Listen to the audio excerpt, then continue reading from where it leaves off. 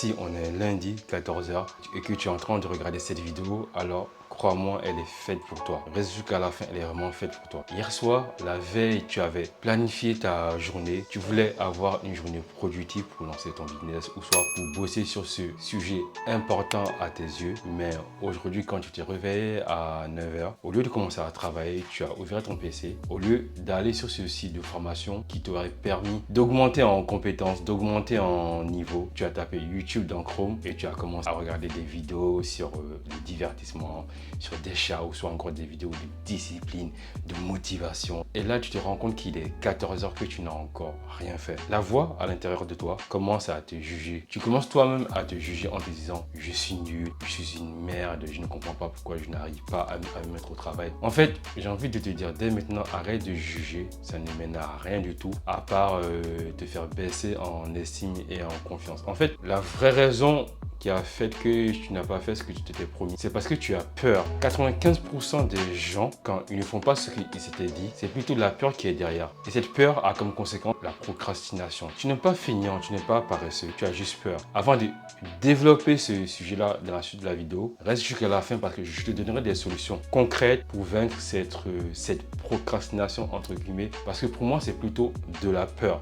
Mais avant de rentrer dans le vif du sujet, comme d'habitude, abonne-toi à la chaîne pour ne pas manquer les autres vidéos. Et like la vidéo parce que je sais que tu vas l'apprécier, que tu vas l'aimer. Laisse-moi deviner. Ce matin, quand tu t'es réveillé, tu voulais tout simplement travailler sur ton programme que tu avais défini la veille. Tu étais vraiment déterminé, motivé à tout casser pour cette journée. Mais encore une fois, ton envie de te divertir a été plus fort. Et comme par hasard, je ne sais pas si tu l'as constaté toi-même, à chaque fois quand tu dois travailler sur un sujet qui est important à tes yeux, automatiquement tu te mets à faire des tâches futiles, comme par exemple arranger ton lit, à terminer cette série sur Netflix qui est inintéressante, ou encore à laver la vaisselle. Alors que tu sais très bien que tu dois appeler ce client pour te ramener du chiffre d'affaires.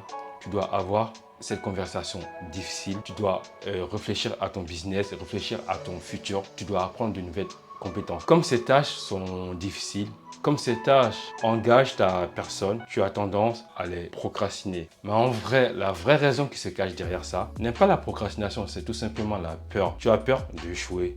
Tu as peur de faire face à tes propres incompétences, à tes propres incapacités. Tu as peur qu'on te juge en fait. C'est pour ça que tu remets à deux mains les tâches les plus difficiles. La grosse erreur que énormément de gens font, c'est qu'ils ont tendance à mélanger leur identité par rapport aux résultats qu'ils veulent. Je l'explique afin que tu le comprennes très bien. Quand tu procrastines, quand tu ne fais pas ce qui est important à tes yeux, c'est parce que tu mélanges ton identité par rapport au résultat final que tu veux. Je m'explique. Quand tu veux lancer ce business-là, en fait, dans ta tête, tu te dis, je vais voir si je suis entrepreneur. Et tu ne te dis pas, je vais tester une méthode pour être entrepreneur. La nuance est là. Quand tu te dis, je vais tester si je suis entrepreneur, forcément, tu n'as jamais été entrepreneur dans le domaine que tu veux. Forcément, tu vas échouer. Donc, tu vas remettre en cause ta personne. C'est là où est le problème. Donc, ton cerveau, sachant tout ça, bien avant, il va éviter que tu te fasses mal. Il va commencer à te distraire en te cherchant toute une raison d'excuse pour ne pas travailler sur la tâche qui est importante à tes yeux. Mais quand tu te dis, je vais tester si je suis entrepreneur, là, tu vas tester une méthode, un business, des compétences pour être entrepreneur. Et si la méthode que tu as choisie ne fonctionne pas, tu vas tout simplement dire, ok, j'ai mis en place cette méthode-là, elle ne m'a pas permis d'obtenir ce que je veux.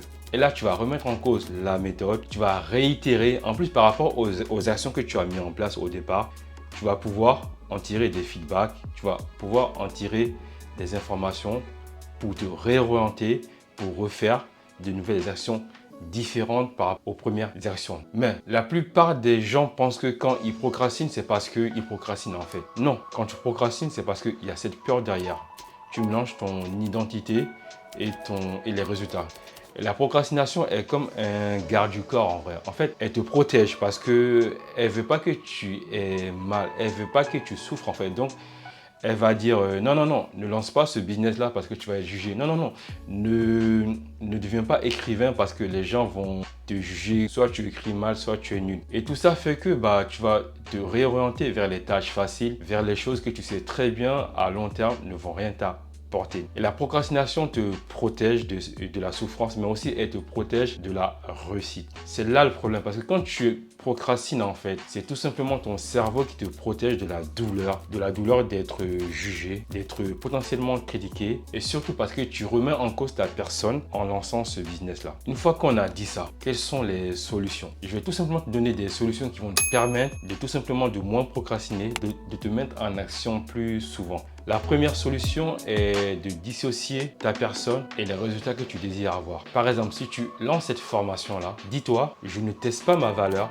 je teste une méthode. Je te le répète afin que cela s'ancre bien en toi. Je ne teste pas ma valeur, je teste une méthode. Moi, quand j'ai voulu me lancer sur YouTube, je me suis dit ça concrètement. Je me suis dit, je vais essayer les méthodes que j'ai apprises dans les formations pour lancer des vidéos YouTube. Si ces méthodes ne marchent pas, ce n'est pas moi, c'est parce que j'ai mal appliqué la méthode. En disant ça, j'ai eu moins de pression et je me suis lancé. Donc toi, quand tu veux te lancer dans n'importe quel domaine actuellement, dis-toi, je ne teste pas ma valeur en tant que personne. Je vais tout simplement tester la méthode que j'ai apprise auprès d'un tel formateur. Si la méthode ne marche pas, ça veut dire que les actions que moi j'ai mis en place n'ont pas généré le résultat que j'attendais. Donc là, je vais tout simplement changer de façon de faire. Comme ça, au fil des années, je vais m'approcher des résultats que je veux. La deuxième solution est de tout simplement découper tes plus gros objectifs en micro-actions, en micro-victoires.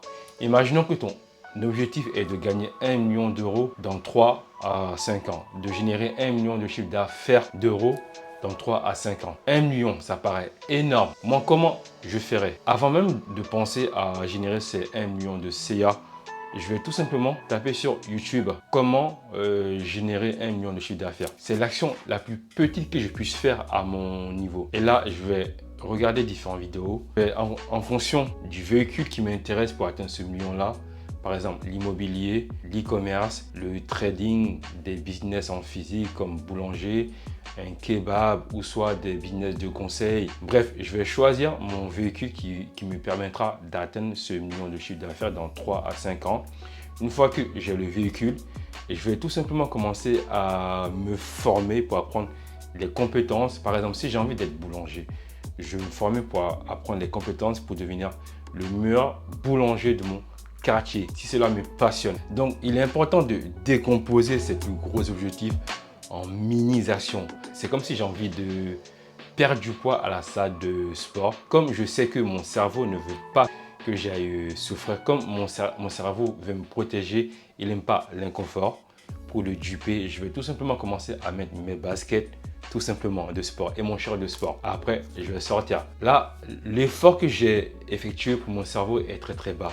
Donc cela va me permettre d'aller faire du sport. Pour résumer, la deuxième solution est de découper ton plus gros objectif en très mini actions pour te mettre en marche. La troisième solution est de redéfinir ta notion de l'échec. Tu dois le savoir et je sais, énormément d'entrepreneurs pour arriver là où ils en sont aujourd'hui ont échoué. Si on prend Thomas Edison, il a essayé plus de 10 000 fois. Si on prend des grands sportifs comme Michael Jordan, il a raté énormément de paniers. Ou encore James Dyson, l'inventeur des aspirateurs Dyson, il a effectué plus de 5000 aspirateurs pour avoir le succès que tu as aujourd'hui. Donc toi, quand tu veux te lancer dans un projet, dis pas que je vais échouer, comme l'a si bien dit Mandela, soit je réussis, soit j'apprends. Pour lui, il n'y a pas de notion d'échec parce que toute action que tu mettras en place va forcément te donner des informations sur ce que tu as mal fait ou bien fait. Après, c'est à toi d'analyser ces informations-là, de changer ta façon de faire et d'avancer. C'est super important. Change ta notion de l'échec et ton rapport à l'échec. Et la quatrième solution est de tout simplement utiliser la règle des 5 pourquoi. Quand tu veux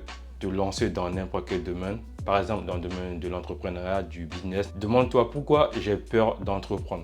Parce que j'ai peur d'être jugé par des gens. Pourquoi j'ai peur d'être jugé par des gens? Parce que ils vont dire que je suis pas compétent à faire ça. Pourquoi j'ai peur qu'on me juge que je ne sois pas compétent à lancer ce business là? Parce que actuellement je n'ai pas les formations. Actuellement j'ai peur de l'image que je vais renvoyer. Alors pourquoi j'ai peur de l'image que je vais renvoyer aux gens? Parce que j'ai besoin de leur validation, j'ai besoin qu'ils m'apprécient, j'ai pas envie d'être rejeté. Donc là, avec la règle des 5 pourquoi, on va trouver la vraie peur qui se cache derrière la procrastination. Ici, c'est souvent la peur de ne pas être validé, la peur d'être jugé et surtout la peur de ne pas être légitime à faire ce qu'on veut faire. Une fois qu'on a la vraie peur, il suffit de tout simplement de chercher des solutions sur YouTube avec ChatGPT et de mettre en place ces actions afin de résoudre ces problèmes-là. Donc applique ces 4 conseils et tu verras une vraie différence dans ta vie. Le problème des gens qui ne vont pas appliquer ces conseils-là, ils se retrouveront à 30 ans,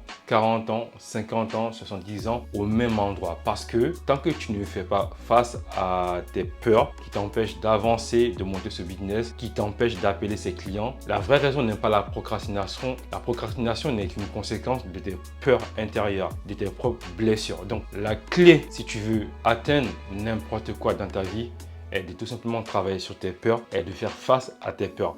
En appliquant ces 4 solutions, elles vont te permettre d'avancer vers ce que tu veux. Mais si tu ne les appliques pas, crois-moi, ta vie ne changera pas. Donc, merci à toi d'être resté jusqu'à la fin de la vidéo. Et dis-moi en commentaire, qu'est-ce que tu procrastines depuis des années?